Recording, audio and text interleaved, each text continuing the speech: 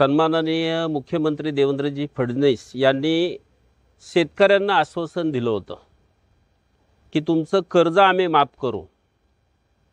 पुन्हा मुख्यमंत्री झाले आणि सत्तेत आले, त्यानंतर कर्ज तर माफ नाही केलं, पण असा सोंगाड्या कृषी मंत्री दिला की या कृषी मंत्र्याने शेतकऱ्यांना अर्वच्च भाषेमध्ये शिवीगाळ केली।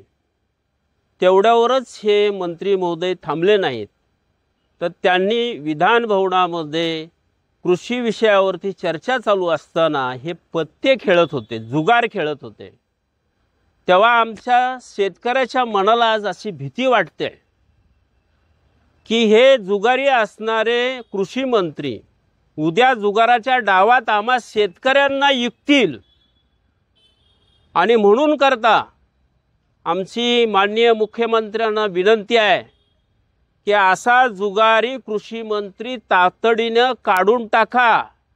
आणि जो तुम्ही आश्वासन दिला होता की शेतकऱ्याचा सातबारा कोरा कोरा कोरा, त्याचं काय झालं ते सगळं सोडा, पण कमीत कमी ह्या जुगाऱ्याला त्या विधान भवनातून बाहेर काढा, अशी आमची आजची कळकळीची विनंती शासनाला आहे। आणि जर त्यांनी ते मान्य केले नाही, हा जुगारी मंत्री जर हटला नाही, तर आम्ही सर्व राष्ट्रवादीचे शरदचंद्र पवारांचे कार्यकर्ते रस्त्यावर उतरल्याशिवाय राहणार नाही।